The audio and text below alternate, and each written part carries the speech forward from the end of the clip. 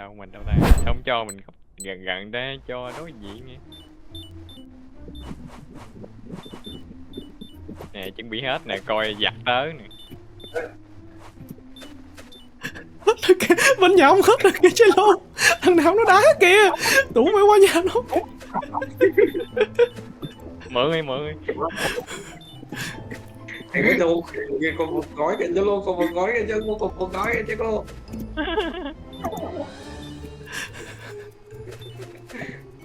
Thằng bơm nó gom bên nhà nó kìa.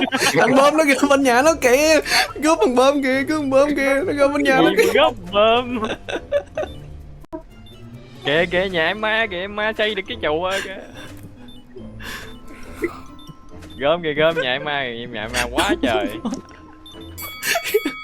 Rồi rồi. Cái lầu má nó vỡ. Nó vỡ hết luôn.